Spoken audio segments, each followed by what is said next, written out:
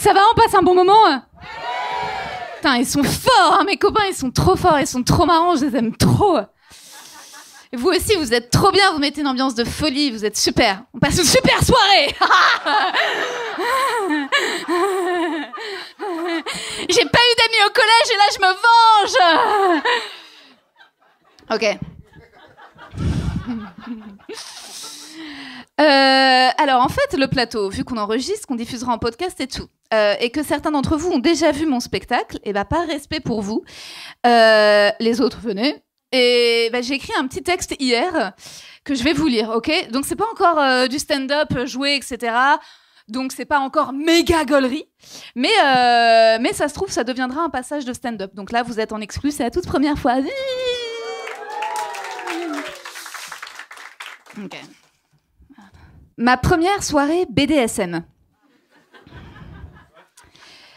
Je vais vous raconter que je suis allée à une soirée BDSM dans le cadre de mon travail.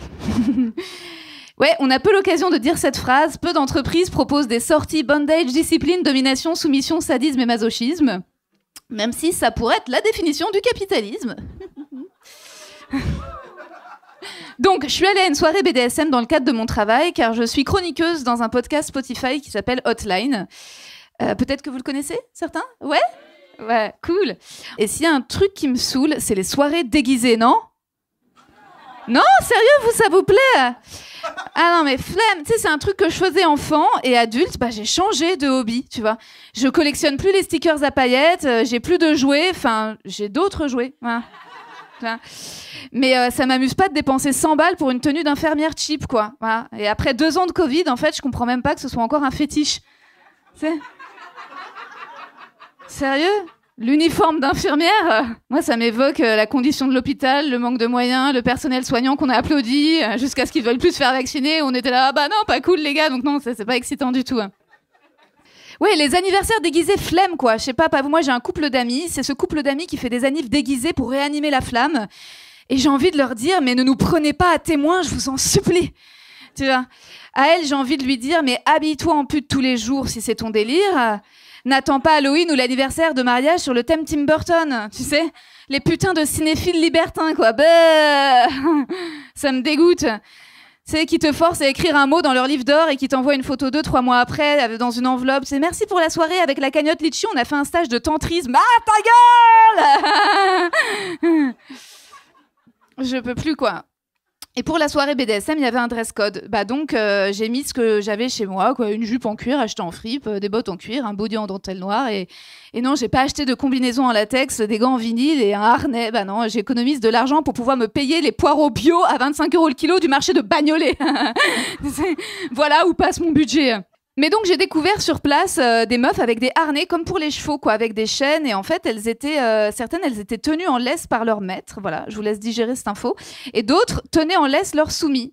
Vous êtes confortable avec ce vocabulaire? Ouais, oui, oui, oui. Oui, oui, on connaît. D'accord, toi je te prends rien. Moi j'ai découvert, et alors une nana qui traîne son mec, j'aime bien. Voilà, je suis pour les hommes esclaves après 2000 ans de domination masculine, je trouve que c'est une chouette réparation, voilà. Un homme qui cuisine, moi ça m'excite. Un homme qui tout seul fait le marché de Bagnolet et revient avec les poireaux, mais aussi les navets, les carottes, les oignons et le bouquet garni, ah oui, je le suce. On peut équilibrer la relation de cette façon, hein.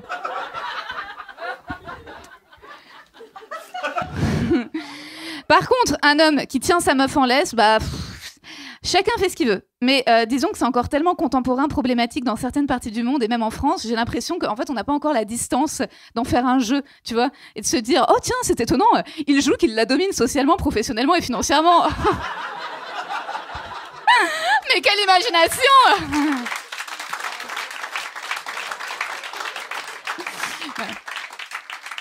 Merci, je vous aime. Voilà, moi j'ai jamais aimé qu'on m'appelle ma petite chienne ou prends ça ma petite salope. Bah non, je préfère qu'on me dise t'es belle. J'ai envie de toi, j'ai envie d'un enfant avec toi. Tu sais, je vais avoir 33 ans et les mecs qui veulent des bébés, bah c'est ma vision du sexy, pas un gars avec une cape de Voldemort et des lassos en forme de serpent, quoi. Après, le consentement, c'est hyper important dans le milieu BDSM, et ça, c'est cool. Et je me suis fait draguer à la soirée. Un mec m'a approché par cette phrase « Bonsoir, pourrait-on faire connaissance ?» Et c'est la plus belle approche que j'ai eue de ma vie en boîte, franchement. C'est déjà, il m'a demandé la permission pour me parler. Mais aucun mec ne fait ça. Les mecs te demandent jamais s'ils peuvent t'adresser la parole. C'est toujours « Ah, t'es venu avec ta copine ? Pourquoi tu danses pas ? Tu bois quoi ? Vas-y, tu bois quoi ?» Et t'es obligé de répondre, sinon t'es une connasse, t'es mal polie. Là, le gars, je lui ai répondu non merci, et j'ai pas culpabilisé, j'ai pas eu besoin d'être froide ou méchante, j'ai juste eu le droit de dire non. C'était très cool. Alors vous vous demanderez peut-être, comme ma mère à qui j'ai raconté la soirée, « Pourquoi t'as dit non ?»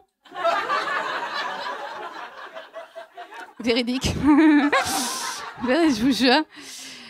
C'est parce qu'il était vieux, voilà. Il était vieux et blanc, comme 90% des gars sur place. Et c'est pas étonnant que ce soit pas spécialement un délire de noir de se faire fouetter. Oui, ni un délire de juif d'obéir aux ordres d'un homme avec une casquette d'officier, quoi. On comprend. Hein. Il y avait des performances à cette soirée. Il y avait une salle pour danser, boire, fumer, et une salle avec des performances, dont du bandage, des meufs qui se font ligoter, et typiquement, moi, je pourrais pas. Voilà, je suis beaucoup trop addict à mon téléphone. Au bout de 2 minutes, je serais là, attends, excuse-moi, détache-moi. Non, parce que j'ai besoin d'aller sur Insta, là, je veux voir qui a regardé ma story. Et il y avait aussi des performances sexuelles. Il y avait un banc noir en cuir surélevé, type table de kiné. Et en fait, il y a une première meuf allongée sur le ventre avec une nana qui lui caressait le visage, la rassurait, et un mec qui lui faisait un anulingus.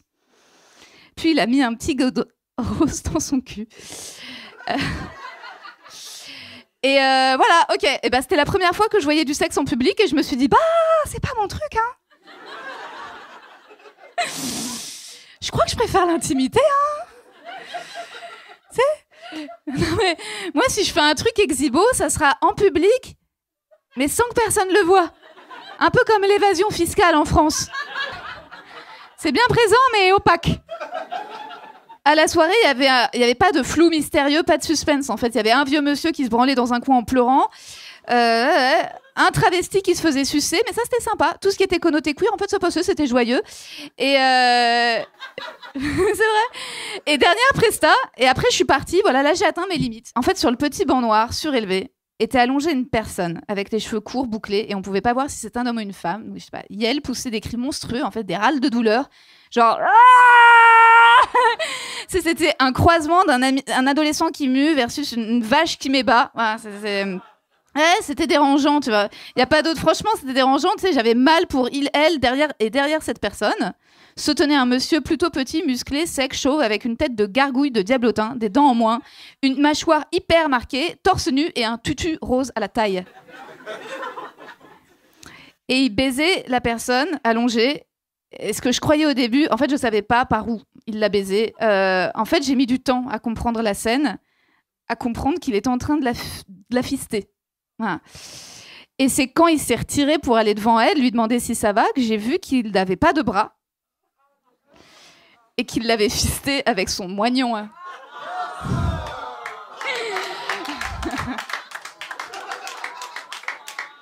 Moignon sur lequel il avait mis une capote. Ouais. Ben ouais, et alors je sais pas ce qu'il y a de plus bizarre dans cette scène. Que la personne se fasse pénétrer par un moignon ou que la personne possédant le moignon mette une capote sur son moignon. Tu sais, parce qu'à ma connaissance, on peut pas transmettre de maladie ni se reproduire par le bras, même coupé, tu sais. Bah ouais, c'est même ce qu'on devrait dire aux gars qui aiment pas mettre de capote. Eh ben, coupe-toi le bras!